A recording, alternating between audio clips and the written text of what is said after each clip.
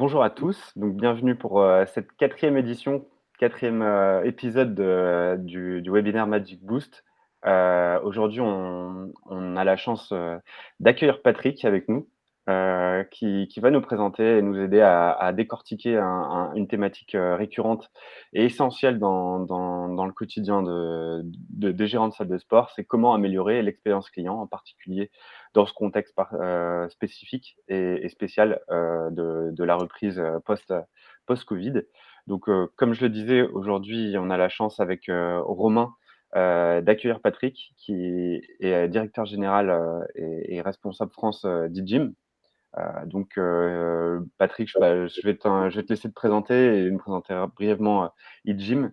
Et après, on pourra ensuite reconnecter ensemble la thématique qui nous intéresse aujourd'hui et pourquoi on se retrouve et pourquoi tu interviens sur ce sujet. Eh bien, bonjour Mathias, bonjour Romain. Oui, merci, c'est un plaisir d'être avec vous aujourd'hui. Donc, je m'occupe effectivement d'e-gym pour la France et la Suisse romande. E-gym est une solution complète qui permet de prendre en charge des adhérents avec une solution de pouvoir les guider et les accompagner dans leur progression. Donc, ça se fait par le biais effectivement d'une solution complètement intégrée autour du renforcement musculaire. En règle générale, on appelle ça de la musculation. Les gens ont plutôt tendance à éviter ce genre de choses parce qu'ils ne savent vraiment pas quel poids lever, quelle charge, à quelle vitesse, quelle amplitude, etc. Et là, cette solution permet tout simplement de répondre à tout ce questionnement. On est aujourd'hui capable de prendre monsieur, madame, tout le monde qui n'ont jamais mis les pieds dans une salle de sport. Donc, on va voir les raisons pour lesquelles ils ne viennent pas dans les salles de sport. Et en l'espace de, grosso modo, de 2 à 3 minutes, de pouvoir les mettre dans un cycle d'entraînement avec un objectif. Voilà, donc tout ça est connecté. On est bien évidemment, comme vous, sur une grosse partie digitale. Et on va découvrir ça tout au long de la présentation, si vous le voulez bien. Oui, super. Merci encore pour avoir accepté de participer à cet événement et de nous apporter toute ta science sur un sujet qui paraît très, très simple, mais qui, pour le résoudre, c'est s'attaquer à des enjeux assez complexes et qui sont, somme toute, tout à fait accessibles. Bon, on ne s'est pas introduit, donc Romain, je vais te laisser maintenant. Je pense que tout le monde commence à nous connaître, mais quand même, si tu peux nous présenter brièvement Magic Line, et moi je présenterai après la raison qui a fait qu'aujourd'hui on organise ces webinaires via Magic Boost. Volontiers, Mathias. Donc, merci à tous les deux. Effectivement, Magic Line, c'est une solution de gestion 360 degrés pour les salles de sport. L'idée, c'est d'apporter du digital dans les parcours clients et prospects en relation avec les salles de sport. Magic Line est associé à une application membre qui s'appelle MySports et opère depuis l'année dernière, donc depuis 2021, sur le marché français. Et je suis responsable du développement commercial de Magic Line en France. Super. Donc, comme vous pouvez le voir, c'est des acteurs qui sont ancrés enfin, la nouvelle réalité du fitness, et c'est ça qui a un peu été la thématique générale qui a œuvré à créer Magic Boost. Donc, moi, je suis responsable d'une agence de communication dédiée à l'acquisition pour les salles de sport, en utilisant le levier du web et en échangeant avec Lucas, en échangeant avec Romain et aujourd'hui, avec l'échange qu'on va avoir avec Patrick, on s'est rendu compte qu'il y a une voie du fitness qui est apportée et qui est à développer pour casser avec les codes, les stéréotypes souvent associés à ce secteur qui est pourtant bah, un secteur qui solutionne tellement de problèmes et maux de notre quotidien, mais qui est trop injustement étiqueté de stéréotypes d'un ancien temps qui aujourd'hui ne court plus. Et on veut être cette voix, voilà, de ce qu'on veut incarner pardon, avec Magic Boost. Donc on est ravis d'avoir à chaque fois des acteurs qui nous apportent toute leur science, tout concret et toute la science qui peut donner à toutes les personnes qui nous écoutent des idées concrètes à appliquer dans leur quotidien et pour transformer leur business, transformer leur salle. Donc sans plus attendre, j'arrête de parler et je vais passer la main à Patrick qui va du coup nous donner tous les éléments qui va vous donner les clés pour améliorer l'expérience client. Je ne vais peut-être pas vous donner toutes les clés, mais quelques-unes. Et ce n'est bien évidemment que mon opinion. Aujourd'hui, en France, on a, avant Covid, on était à 8-9% de taux de pénétration. On estime qu'aujourd'hui, on est à 7. On est probablement encore en dessous, c'est-à-dire qu'on a probablement entre 5 et 7% de gens qui pratiquent le fitness. C'est extrêmement faible comparé à d'autres pays. Alors, l'une des premières raisons, on ne va pas se voiler la face non plus, c'est que le premier sport pour les adolescents et les enfants, leur premier sport, c'est effectivement d'essayer de ne pas aller au cours de gym à l'école. Ça, c'est la première chose. Donc, c'est pas dans notre culture d'avoir une routine d'entraînement, etc. Donc ça, c'est une des premières explications. La deuxième explication par rapport aux salles de fitness, c'est qu'aujourd'hui, la salle de fitness est effectivement, donc on le voit dans la perception que les clients ont de votre salle, c'est qu'on rentre dans un monde qui est à part. Quand on passe devant une salle de sport, la plupart du temps, il y a une vitrophanie qui est devant et qui empêche de savoir ce qui se passe à l'intérieur. Si on rentre dans une salle de sport, on se retrouve face à un accueil avec un tourniquet. Donc, c'est tout un tas de barrières psychologiques qui sont effectivement compliquées à passer. Et quand on a une grosse résolution et qu'on se dit vraiment, il faut vraiment que je fasse quelque chose parce que je suis pas bien dans ma peau, parce que je me sens pas à mon aise dans mon corps. Une fois qu'on a passé toutes ces barrières, d'avoir franchi la porte, trouvé la salle, etc., on va être confronté à des gens qui sont plutôt bien taillés, plutôt bien en forme, donc grosse différence par rapport à nous, qui utilisent un langage extrêmement particulier, qui leur est propre. On va parler de burpee, on va parler de tout un tas de choses, de fente avant, de développé couché. Et tout ça, les gens en ont un peu peur. À cela, une fois que tous les gens ont passé ce cap, rentrent dans la salle et on a au minimum, et voire un peu plus, 50% de résiliation chaque année. On aurait du mal à imaginer un restaurant dans lequel les clients n'aillent qu'une fois, en fait. Voilà, et décident de ne pas revenir. Ça, c'est un vrai problème. Donc aujourd'hui, pour les raisons pour faire en sorte que cela change, c'est effectivement d'essayer de changer la perception de la salle, c'est d'essayer de leur proposer un engagement avec des choses très très simples et pas de leur faire une promesse en l'air. C'est de leur dire, si vous venez chez moi, voilà ce que vous allez avoir. Donc ça, on en rediscutera un petit peu plus tard, et à travers l'accompagnement qu'on va pouvoir leur offrir, bien évidemment. Parce que ces gens-là sont novices, parce que ces gens-là n'ont jamais fait de sport, pour la plupart. Donc il faut leur proposer tout simplement un voyage dans le temps, avec un point de départ, un point d'arrivée. Voilà, on est au mois de février, de mars maintenant. Je veux avoir des tablettes de chocolat quand je vais arriver sur la plage cet été. Ça, c'est mon point d'arrivée. Et au point de départ, c'est je prends la décision de rentrer dans une salle de sport. Donc, on va voir un peu comment ça se passe.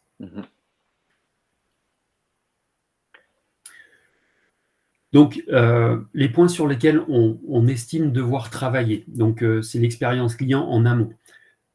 Comment puis-je trouver ma salle? Donc, je sais que vous avez des solutions qui permettent effectivement de localiser des salles, de pouvoir réserver des séances d'accueil, etc., des séances de découverte. Mais déjà, on va passer par du référencement web, par de la communication locale, par du bouche à oreille. L'une des choses qui fonctionne le mieux, quoi que l'on en dise, est de toute façon de travailler sur la recommandation client, c'est-à-dire de demander à vos adhérents de communiquer à leurs amis et de les faire venir. Pour la simple et bonne raison que déjà, ils arriveront dans un terrain qui va leur être familier, ils risquent d'être accompagnés, donc ça c'est déjà un point intéressant. Et on a déjà cassé ce code de dire je rentre dans l'inconnu. J'ai un ami qui va sur place, il en est content, donc là ça peut fonctionner. Ensuite, on va parler de l'expérience du client dans la salle de sport. Comment est-ce qu'il se sent? Effectivement, lui, il va arriver avec ses vêtements amples au départ, hein, il ne va pas forcément arriver avec un t-shirt moulant et un petit collant. Par rapport au regard des autres, par rapport à l'ambiance, par rapport aux odeurs, au bruit, etc. Donc ça, c'est pareil, on va travailler là-dessus, on va en discuter. Et qu'est-ce que l'on va pouvoir proposer qui puisse correspondre à sa demande? C'est-à-dire, je veux prendre de la masse musculaire, je veux perdre du poids, je veux monter mes escaliers sans être essoufflé. Quelle est l'expérience client qu'on va pouvoir lui proposer là derrière? Quels sont les engagements que l'on va proposer, bien évidemment? Donc, on va survoler ces trois axes d'amélioration. Est-ce que vous, de votre côté, vous avez d'ores et déjà un point à souligner? Moi, j'ai particulièrement quelque chose qui m'a touché là dans cette introduction. Enfin, les 3 thématiques sont évidemment des sujets clés, sur lesquels, je serais, très curieux d'entendre ton approche. Moi, c'est de manière concrète, il y a un peu cette logique de majorité silencieuse des adhérents qui vont venir pas forcément échanger avec les coachs, mais en tout cas, si de l'échange, c'est seulement sur l'aspect, de son exercice ou un conseil sur, la manière de la position et cetera. Mais comment on arrive à toucher cette majorité silencieuse à ce qu'elle nous partage leurs besoins? Parce qu'on peut souvent se tromper sur: «Je crois qu'ils veulent ça», mais concrètement, comment on arrive à les inviter à nous parler? Penser à la place des autres, ça c'est excellent. Alors, si tu le veux bien, on va avancer un petit peu dans la Oui, présentation parce qu'il y a effectivement cette capacité de se mettre non pas à la place de l'autre, on va en discuter. parfait. Euh, donc, au commencement, on a effectivement l'expérience client. Comment est-ce que l'on va faciliter justement ce fameux acte d'adhésion et de décision? Pourquoi je rentre et comment je rentre? Donc déjà, j'ai pris la décision voilà, je me suis retrouvé en t-shirt, il est un petit peu moulant, j'ai un petit peu une petite bouée de confort. Allez, c'est décidé, je vais à la salle de sport. Donc, comment je vous trouve? Comment je trouve la salle de sport? Donc, Donc, nous, Patrick, chez Magic Line, alors on partage pleinement hein, ton approche du voyage, ce parcours client, ce client qui veut toujours plus d'autonomie, mais qui veut être accompagné dans son autonomie. Hein. Donc on est toujours en balance. Et ce qu'on a constaté donc chez Magic Line, c'est que le digital a apporté bien sûr une rupture très forte, et on l'a vu avec la pandémie. On est en plein dans une problématique de service finalement avec les salles de sport. Moi, je me souviens de mes chères études, le service, on l'approche toujours par une service scène. En fait, c'est cet environnement où a lieu la prestation de service, cette interaction tangible entre le client, le consommateur et celui qui délivre le service. Donc, pour une salle de sport, comme tu l'as bien dit, Patrick, c'est cette accessibilité par des installations extérieures, ces vitres avec des vitrophanies, le décor à l'intérieur, les équipements, les couleurs, les odeurs même. Bon, avant cela, comme tu dis, il faut bien trouver sa salle. Et pour trouver sa salle, il faut surtout être capable d'entrer en interaction avec elle de façon digitale. Et on a beaucoup travaillé sur le site web. Et ce qu'on a voulu faire, c'est donner la possibilité à toutes les salles de pouvoir facilement installer une fonctionnalité sur leur site web de séances de découverte, de séances d'essai. Donc, ce qui me fait dire qu'en fait, la servicenne aujourd'hui, dans le monde dans lequel on vit, elle s'est vachement élargie. Elle est plus uniquement, elle commence plus sur le parking, mais finalement, elle va commencer sur le web avec cette première interaction qui doit montrer du design, de l'accessibilité et de la fonctionnalité. Et on en parle depuis le début. Il y a la volonté pour le consommateur de vivre une expérience avec la marque étant ici le studio ou la salle de gym. Et on a tout fait pour que ce soit frictionless. Voilà. Donc moi, en fait, cette capacité qui est donnée à un client lambda de faire une inscription très facile pour une séance de découverte, c'est déjà un premier pas dans le parcours client. Mmh. Et souvent, je me fais la réflexion, on avait un vieil adage marketing qui disait no parking, no business. Je me demande si on n'est pas aujourd'hui même dans nos séances d'essai pour le secteur du fitness, nos séances de découverte faciles, accessibles, no business. Tellement, par exemple, le téléphone peut être une barrière pour faire une première approche dans une salle de sport. Et comme tu l'as bien dit aussi, la recommandation joue très fort, les avis des autres et bien sûr la capacité d'un ami à dire je suis dans cette salle, j'ai une très bonne expérience, est-ce que tu veux bien venir tester avec moi? Voilà. Donc, c'est notre petite vision à nous pour commencer ce parcours. Pour nous, il passe vraiment par l'accessibilité à la séance d'essai.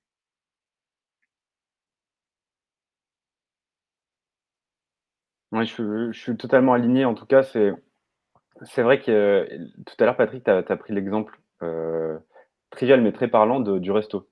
Tu dis, on n'imagine pas ne pas aller de plusieurs fois, enfin, n'aller qu'une seule fois au même resto et cetera et c'est pas le même secteur, c'est pas le même besoin derrière et cetera, mais l'approche, l'expérience, elle est très notable. Il y a beaucoup de choses à appréhender. Encore plus quand on voit comment la filière de restauration aussi se digitalise avec d'autres acteurs qui viennent et cetera et il y a un peu cette même logique aujourd'hui. Le restaurant qui ne fait pas le strict minimum dans l'expérience qui est de faciliter de la commande en ligne, faciliter la venue, la gestion du pass et cetera, elle va forcément pâtir. Et oui, et pour qu'on arrive à franchir cette barrière, de voir un restaurant qui a une carte qui est elle est pas à disposition à l'extérieur, et cetera, il faut rentrer, il faut parler à quelqu'un, et cetera. On va attendre pour le faire ce pas énormément d'humains, pour, contrer ce sujet technique. Et je pense que la salle, elle n'y coupe pas en étant un commerce aussi. Et Exactement. Et en facilitant, elle se doit de faciliter l'interaction le premier besoin, dès l'origine du besoin du client. Comme tu dis, Patrick, dès que le t-shirt est trop moulant sur le corps, on doit faciliter l'accès à la salle. Et le web apporte beaucoup pour ça. Oui, si j'ai juste de partager effectivement cette expérience, Mathias, on en parlait, j'ai donc déjeuné avec une amie commune. C'est très simple et c'est exactement comme une salle de sport. C'est-à-dire, je cherchais un endroit où aller à proximité de mon domicile. On retrouve les items de la salle de sport. Je cherchais un restaurant tranquille où on mange bien. Je me suis bien évidemment référé aux avis Google. J'ai regardé le dernier en date. Les avis étaient extrêmement positifs. Il y avait un petit bouton « Cliquez ici pour réserver ». Donc là, c'était via Google. J'ai réservé. Une confirmation par mail. Bingo, l'affaire est faite. Et voilà. Donc, les avis Google, la facilité d'accès et la facilité de réservation. Et là, on a déjà cassé la première barrière. Complètement. Alors, la deuxième expérience, c'est celle qui va se passer dans la salle. On a souvent coutume de dire mettez-vous à ma place, prenez mes chaussures. Voilà, tu n'es pas dans mes pompes, tu ne sais pas exactement ce qu'il en est. Et très sincèrement, je pense que c'est une très mauvaise chose de se mettre dans les chaussures de quelqu'un, pour la simple et bonne raison qu'on va garder sa propre expérience. Alors, si j'ai juste de citer un exemple, avec mon épouse, on est fan de musique et on va très souvent dans des concerts. La seule chose, c'est qu'elle fait 1m60, je fais 1m85, et moi, je suis très à l'aise quand je suis à l'arrière de la foule, parce que je bénéficie de la musique, je bénéficie de toute la largeur de la scène, etc. Et de son point de vue à elle, c'est naze parce qu'elle ne voit rien. Voilà. Elle entend bien, mais elle ne voit rien. Donc aujourd'hui, un gestionnaire de salle, quand il descend dans sa salle, la première chose qui est choquante, entre parenthèses, je mets des gros guillemets à tout ça, mais ça va être tout simplement l'odeur. L'odeur est extrêmement importante. Pour le gérant de la salle, c'est son confort. C'est-à-dire, il a l'habitude de travailler là tous les jours. Quand il arrive là, il est dans son univers, il est dans son confort. Pour quelqu'un qui n'a jamais mis les pieds dans une salle de sport, c'est soit ça sent bon et à ce moment-là, on n'y prête pas attention, soit ça sent la chaussette et c'est rédhibitoire. Donc, et qui signifie mauvaise odeur, signifie hygiène déplorable. C'est souvent une association des deux. Ça, c'est la première chose. La deuxième chose, ça va être... Il y a des spécialistes du marketing de l'odeur maintenant, Patrick, qui interviennent dans les commerces et c'est assez surprenant les résultats qu'on peut avoir. Bien sûr. Créer une accoutumance à une odeur, même, c'est assez... Voilà. Et je ne sais pas si vous avez souvenir de ça, mais à une période, les parkings souterrains étaient très noirs, très sales, ça sentait l'urine de partout. Ils ont éclairé, peint en blanc, émis de la lumière et émis des bonnes odeurs. Voilà. Et en fait, si ça sent bon, on ne va pas s'amuser à détériorer ce qui sent bon. Donc, voilà, c'est un endroit où on se sent mieux dans tous les cas. La partie température. Effectivement, quand on va s'entraîner, on a plutôt tendance à monter en température. Donc, si la salle de sport est vraiment trop chauffée, on va se retrouver en inconfort pour faire du sport. Mais il est vrai que quand on rentre, quand le gestionnaire de la salle va rentrer dans sa salle, s'il fait un petit peu frais, il va mettre sa veste, etc. Il va dire « oulala, ça caille » et on va remonter un petit peu la température. Donc, ce sont ces petites choses et 1 ou 2 degrés d'écart peuvent vraiment considérablement changer la perception. Autre chose, c'est vrai qu'on associe souvent sport, musique intensive, etc. Mais si on rentre dans une salle de sport et qu'on se retrouve avec une espèce de musique pas de très bonne qualité au niveau sonore, avec des grésillements, etc., c'est un peu délicat.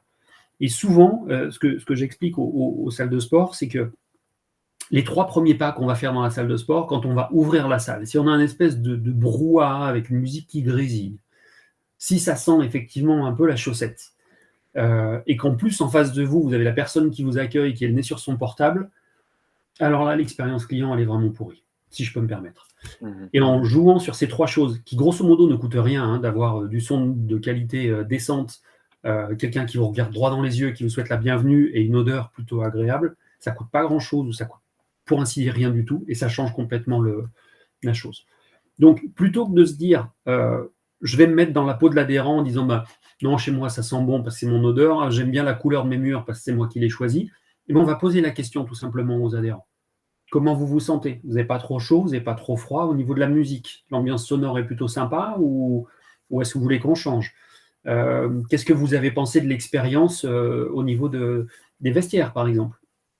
Donc, étant donné qu'on est dans le digital, il existe des solutions qui permettent de pouvoir avoir un rating automatique, entre parenthèses. Comment était votre expérience? Bah, elle était plutôt sympa, je mets un avis, ça glisse directement sur Google et autres. Donc voilà, ça fait partie des choses qui peuvent être mises facilement en place. Oui.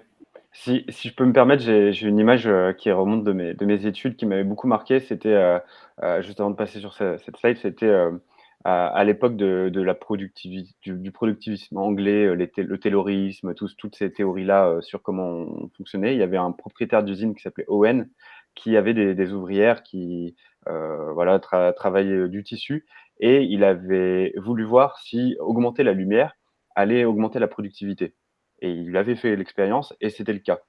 Et ensuite, il a fait un test en disant: «Mais est-ce que finalement, si je réduis la luminosité, ça va baisser la productivité?» Et il s'est avéré qu'en fait, en réduisant la luminosité, eh ben, elle a encore augmenté la productivité. Et en gros, la conclusion qui est assez simple et que je pense que tu invites, aussi à définir dans ta slide, c'est que demander, être proche et discuter avec, son adhérent, son employé ou autre, mais c'est en soi réussir sa connexion et sa collaboration avec lui. C'est au-delà de juste de dire: «Je pense qu'il fait trop froid, j'augmente le chauffage». C'est en même temps en profiter pour demander, bah, ça montre qu'on est attentif. On a de l'attention, de l'empathie envers l'adhérent, et c'est quelque chose qui va beaucoup jouer dans la fidélisation. Exactement, exactement.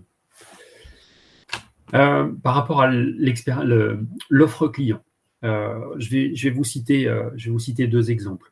Comme je vous l'ai dit, je suis un fan de musique, j'ai pris un abonnement Spotify, parce que Spotify m'a fait la promesse de me fournir toujours des nouveautés, de me créer des playlists fonction de mes goûts, et que ce soit en permanence disponible, et cetera. Donc il existe des différentes formules, si je l'utilise tout seul, en famille, et cetera.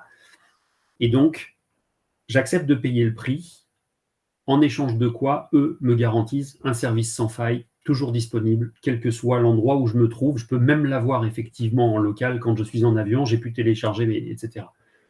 Donc, Spotify m'ont fait une promesse et ils la tiennent, et je suis plutôt satisfait, donc je paye. Sur la slide suivante, je fais le même constat avec Netflix, par exemple. Romain, s'il te plaît. Pardon. Ah, c'est Mathias qui est aux manettes. Netflix, c'est exactement le même principe. C'est-à-dire, c'est pas gratuit, hein, il y a un coût derrière. Mais par contre, il y a un énorme choix, toujours des nouveautés, des suggestions, c'est facile, c'est disponible en online, en offline, etc. Et là, pour le coup, j'ai aucun effort à faire, c'est-à-dire que ce soit Spotify ou Netflix, ils viennent à moi. Voilà. Je paye le prix, mais j'ai un engagement de leur part.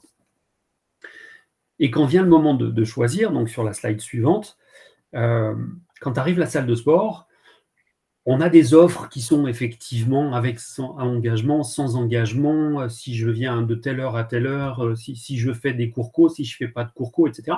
Une offre extrêmement complète, peut-être trop complexe pour la plupart du monde. En plus de cela, j'ai la nécessité de me déplacer, j'ai la nécessité de trouver une place de stationnement, de partager des espaces qui me sont chers, c'est-à-dire mon intimité, c'est-à-dire je partage des vestiaires avec tout le monde, donc c'est moins confort, c'est pas dans ma poche, donc là je me déplace. Et la chose qui me dérange le plus, c'est que quand je m'engage dans une salle de sport, quand je m'inscris, au sommet de tout ça, la salle ne s'engage pas sur grand-chose. Leur engagement, c'est de mettre à disposition des machines, des cours collectifs, de temps en temps un coach, mais sinon, à aucun moment, ils me garantissent du résultat comme je peux l'avoir avec une playlist personnalisée, des recommandations, etc. Mmh. Donc là, il y a effectivement un grand écart au niveau de monsieur et madame tout le monde, c'est-à-dire je veux bien la salle de sport, mais par contre, je veux avoir la certitude qu'au mois de juillet, j'aurai des tablettes de chocolat. Et jusqu'à présent, on ne le garantit pas spécialement. Ou alors, ça va passer par du coaching et là, on va voir sa note s'alourdir, entre parenthèses, parce qu'on va être dans l'obligation, entre parenthèses, de prendre un coach, alors, qui a des vertus effectivement extrêmement positives, mais on va ne pas retrouver l'engagement de départ au niveau du prix avec le résultat final. Mmh. Alors, là où il faut essayer de toucher les gens au cœur, parce que quand on est touché au cœur, on dépasse ses budgets, on dépasse ses attentes. Donc, quand le plaisir nous fait oublier le prix, quand les bénéfices qui nous sont proposés vont nous faire oublier tous les sacrifices, on est prêt à dépenser de l'argent. Alors, je prends pour exemple 4 choses. La première chose, c'est le forfait de ski. Alors, j'ai de la chance, j'habite à Lyon, je suis à seulement 2 heures des stations de ski.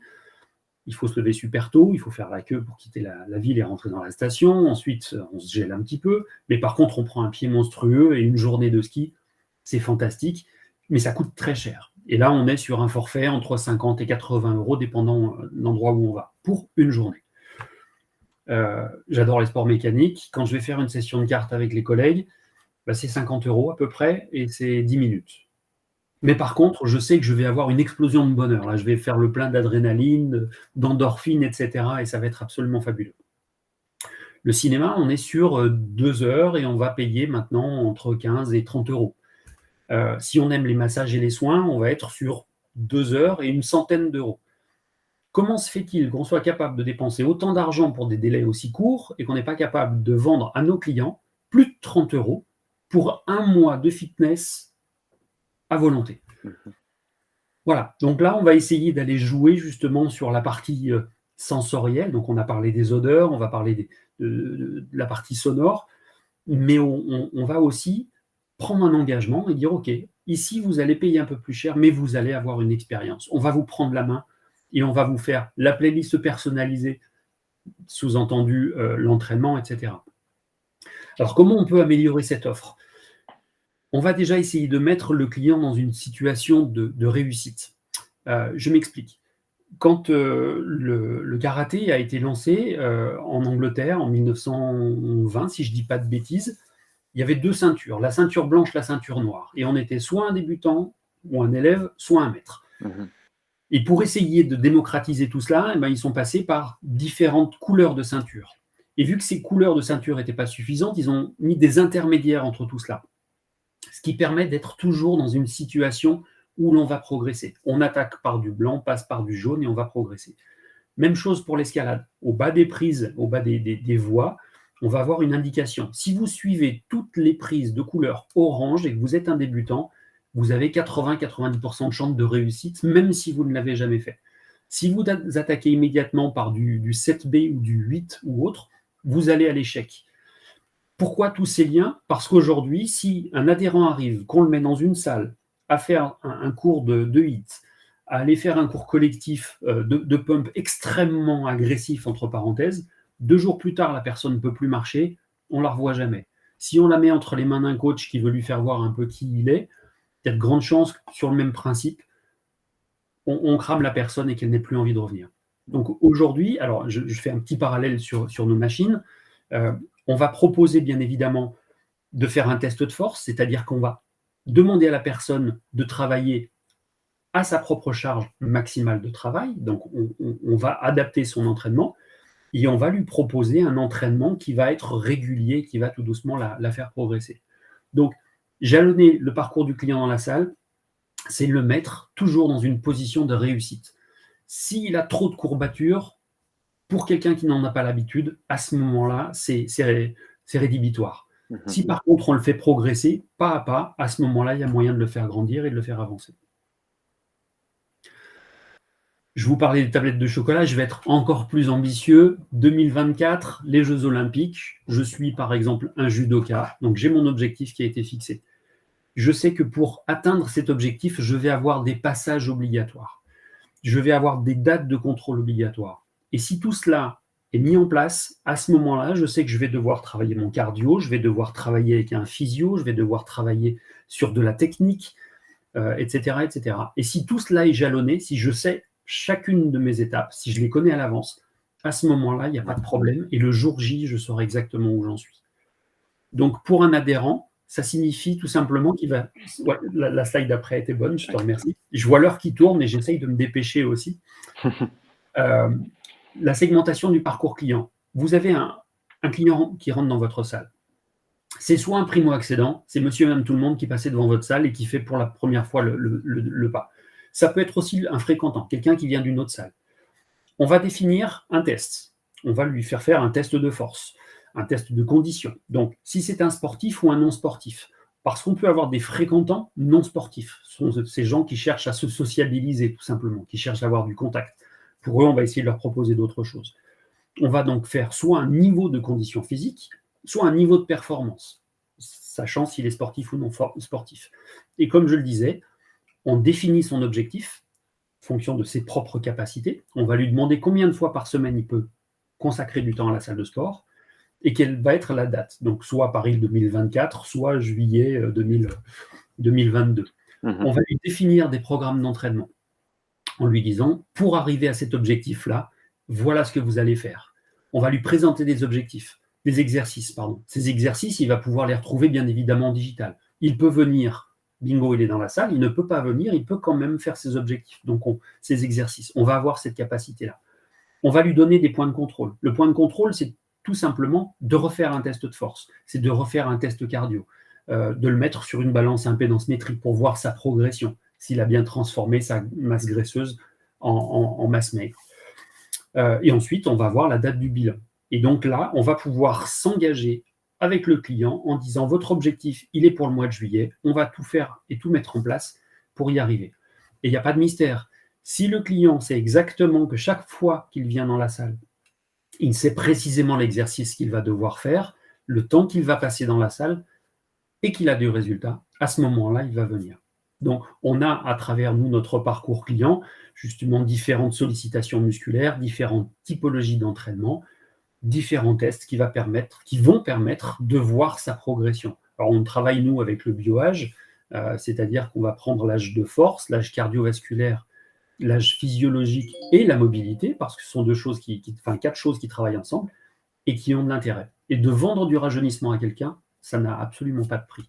Donc, extrêmement important, on met le client face à son propre niveau et à son objectif, bien évidemment, et on ne le balance pas sur une piste noire s'il n'a pas la capacité à pouvoir vous suivre. Et Patrick, je me permets, même si tu en files, quel conseil tu donnerais au gérant ou au coach qui fait face à justement, si on prend l'exemple de la piste, le niveau plutôt piste verte, mais ambition et perception même piste noire. Donc quelqu'un qui se dit justement je veux le hit, mettez-moi du 100 kg sur le développé couché, alors qu'il y a un déphasage ou alors par exemple son attente de résultats est sur une période beaucoup trop courte. Quel conseil tu donnerais à la personne qui doit gérer et guider ce contexte? Alors déjà, la première chose, c'est de savoir dire non de temps en temps. La première chose, c'est vous allez me mettre 100 kg au développé couché, pas de problème, on va le faire tout de suite. Ah, vous êtes coincé sous la barre, maintenant on va en discuter. Et on va recommencer par 40 kg, si vous le voulez bien. Et puis après, le rôle du coach, c'est justement là où on le valorise vraiment, c'est tout simplement d'expliquer qu'il y a des phases de progression, des phases de croissance, et que pas à pas, on peut arriver à faire 100 kg au développé couché, mais ça ne se fait pas du jour au lendemain. Donc il faut être extrêmement honnête avec les gens et leur dire que plutôt que de cibler tout de suite les Jeux Olympiques, ou alors je vais prendre un autre parallèle, un client vient et veut absolument faire un marathon. Avant de lui faire un marathon, on va lui faire un 5 km. Après, on va lui faire un semi-marathon. Et ensuite, on pourra taper le marathon. Mais on ne peut pas se lancer à corps perdu en promettant des choses qui ne tiennent pas. Parce qu'une promesse non tenue, c'est juste catastrophique. Bien sûr. Merci. Je t'en prie. Donc, accompagner le client dans sa progression, là, on va pouvoir justement utiliser toutes les solutions digitales qui sont à disposition. Donc, vous, à travers votre application, nous, à travers la nôtre, à travers l'expérience que l'on va pouvoir vivre sur les machines. Mais c'est très important, on a un objectif de fin et on va dire, voilà, on va essayer d'ici à la fin du mois de mars, d'ores et déjà, de pouvoir, quand le client arrive, il est capable de faire 5 pompes, par exemple, et on va essayer à la fin du mois de mars de dire, maintenant, je peux tenir 15 pompes facilement. Et on voit une progression. Et cette progression, va mener à dire je veux pouvoir faire 50 pompes d'affilée dans 3 mois. Et ça, c'est tout à fait possible. Mais si on attaque dès le départ à faire 50 pompes à quelqu'un, c'est une peine perdue. On est vraiment dans cette logique d'accompagnement, comme tu dis, hein, et tout en préservant l'autonomie que demande chaque membre. Maintenant veut être autonome dans sa vie, en général, veut être autonome au studio ou à la salle, mais accompagné. Donc c'est un bel équilibre à trouver. Et comme tu dis, Patrick, c'est souvent les parcours digitaux, les apps qui permettent de trouver cet équilibre. On le voit quand on rentre dans des salles, il y a des applications de partout, des écrans tactiles de partout maintenant. Donc je pense que c'est un peu notre dans l'ère d'aujourd'hui, c'est la prolongation de nous-mêmes, hein, comme on dit. Et c'est là qu'on peut suivre notre évolution en accord parfait avec le coach. Donc c'est vraiment quelque chose de très utile, je pense. Tout à fait. On arrive à la conclusion. On arrive tout doucement à la conclusion. Donc, si on a 3 petits conseils à fournir, c'est effectivement de demander à l'adhérent comment ils se sont chez vous. Donc ça, on en a bien discuté. De ne pas oublier qu'un nouvel adhérent qui rentre dans une salle de sport rentre dans un univers qui lui est totalement inconnu. On en a parlé à travers un langage, à travers des machines. Quand on se retrouve pour la première fois au milieu d'un parc de machines de musculation avec des plaques de poids, des réglages de siège, parfois on ne sait même pas comment s'installer sur la machine, c'est compliqué. Donc de ce côté-là, il faut avoir vraiment un suivi et des explications très très claires. Les gens ne sont pas autonomes. Donc il faut essayer d'autonomiser tout ça. En cela, le digital est parfait. Avant, on avait juste une photo dans un bouquin. Maintenant, on peut avoir des petits gifs animés qui montrent le mouvement à faire, par exemple. Donc, on va essayer de fournir de l'autonomie à nos clients. Et puis, surtout, mettre toujours le client en situation de réussite et non pas de le mettre en situation d'échec. Donc, si effectivement, on attaque et en se disant « Oula, lui, il a l'air d'être costaud, je vais lui mettre 50 kilos sur la barre », et si ça se trouve, la personne a eu une pathologie qui l'empêchait d'exercer ou autre, à ce moment-là, on sait qu'il va être à l'échec. Donc, on lui fait faire un test de force. Combien peut-il faire de pompes? Il peut en faire 2. Là, on part vraiment de loin. Il en enquille une dizaine dès le départ. On sait d'ores et déjà là où il va. Voilà. Et par rapport, alors, ça c'est un petit clin d'œil par rapport à la slide suivante. C'est le passé est douloureux, mais à mon sens, on peut soit le fuir, soit tout en apprendre. Bien évidemment, on apprend toujours de ses erreurs. Alors, c'est Rafiki, c'est dans Le Roi Lion, c'est lui qui nous explique tout ça. Je pense qu'aujourd'hui, le fitness a de très, très, très beaux jours devant lui.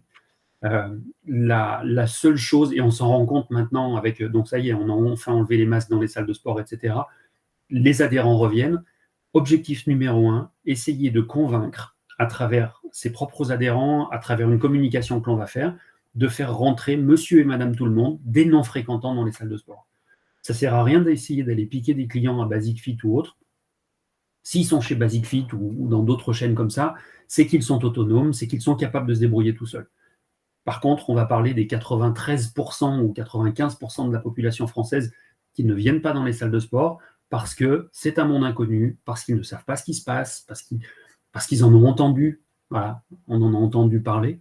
Voilà. Donc là, on essaye maintenant de se rendre disponible pour tout le monde, à travers, bien évidemment, des petites solutions digitales, d'expliquer à la personne ce vers quoi il va aller et les résultats qu'il peut en attendre. Oui, tout à fait. Ce que je retiens, Patrick, c'est vraiment cette approche. Ce qui est passionnant dans ton approche, c'est repenser comme un service. On avait un peu oublié que la salle de sport, c'était un service et la délivrance d'un service. Ça passe par quelques étapes indispensables pour générer de la satisfaction pour les membres. Ça, nous sommes tous clients. Voilà. Nous sommes tous clients. Et quand on a la chance de temps en temps, alors ça m'arrive de temps en temps d'aller dans un bel hôtel, vous arrivez, vous n'avez pas la personne qui va gratter un quart d'heure dans ses papiers ou sur l'ordinateur pour vous trouver, mais que la personne a d'ores et déjà préparé votre chambre, qu'elle vous appelle par votre nom, qu'elle vous remet la clé à 2 mains, etc. Waouh, je suis considéré. Et c'est pas un gars derrière le comptoir avec son smartphone qui dit bonjour. Voilà. Mais c'est super bien de contextualiser dans d'autres services clients qui ont aussi tous leurs travers, et on peut aussi dire de manière, mais ça paraît tellement simple à mettre en place et quand on contextualise dans notre secteur, on voit ce qu'il en coûte et ces détails-là et bah, c'est vraiment une dynamique, une démarche qui va presque se comparer à un entraînement, quoi. Il faut, avant de pouvoir, passer avec le sourire, les 50 pompes, bah, il va falloir, d'abord, qu'on grincer des dents, avoir du mal et cetera et bah, un service client de qualité qui fait pourtant les choses simples, mais tellement efficaces, ça va passer aussi par ça et demander à ses clients, au départ, effectivement, on se dit: «Ouh là, ça va me prendre du temps» ou alors: «Il faut que je fasse, un mail, j'en avais pas l'habitude» et cetera. Mais petit à petit, on rentre dans une dynamique, une routine qu'on sait gérer et qui vont faire que derrière les retours, eux, vont aller capter, bah, c'est les 95 dont tu parles, qui sont présents et qui, lorsque pour faire une redite avec nos précédents webinaires, lorsqu'on leur demande aujourd'hui, bon, peut-être pas ces 95 mais une grosse partie de cette population inactive, quelles sont leurs attentes, quels sont leurs besoins, la santé et le bien-être sont tout en haut de la pile. Bien sûr. Or, c'est exactement ce que veut proposer une salle de sport. Donc comment on arrive à le connecter? Ben, je pense que l'expérience, bah, c'est au cœur de ce sujet. Merci beaucoup Patrick, hein, de cette présentation, de cet apport. Pour les personnes qui souhaitent, prolonger un petit peu les discussions, bah, n'hésitez pas à échanger avec nous par mail ou à nous contacter. Nous, notre ambition derrière, c'est de continuer à faire intervenir des acteurs comme Patrick sur des thématiques très précises qui peuvent vous amener des clés. J'avais potentiellement juste une question pour conclure, même si je sais qu'on déborde pas mal. Est-ce que Patrick, on a beaucoup parlé voilà, de manière factuelle, des éléments qu'on peut ajouter dans sa salle. Est-ce que tu as un exemple d'une salle qui a su, prendre le pas là-dessus et aujourd'hui, réussir cette expérience client? Alors oui, oui, bien sûr. Le dernier exemple en date, ça va être, Up to You, qui sont sur Annecy, Ferney-Voltaire. Il y a 4 salles, donc dans la périphérie d'Annecy. Ça leur a permis d'augmenter leur panier moyen, d'augmenter leur abonnement, d'offrir un parcours client, et à travers tout ça, bien évidemment, on va augmenter la rétention, on va augmenter la fidélisation. Donc les gens vont fréquenter beaucoup plus, ils vont en parler plus à leurs amis et cetera. Et s'ils ont des résultats, un client super content, effectivement, en ramène d'autres. Donc oui, Up to You pourrait être un Super. très bon exemple. Ouais, tout à fait. Bah, écoutez, à ceux qui vont nous suivre et nous écouter, n'hésitez pas aussi, en plus de faire enfin, d'échanger avec nous, à échanger avec vos confrères directement. Je pense que là, ça peut être, une manière aussi de se remettre en question et de découvrir un petit peu l'approche qu'ont vos confrères, sur le secteur et je suis sûr que ça peut être, riche d'expérience. Un immense merci à vous 2. Bah, on se donne rendez-vous au prochain épisode de Magic Boost et à très, très bientôt. Avec plaisir. Merci Merci. beaucoup. Merci.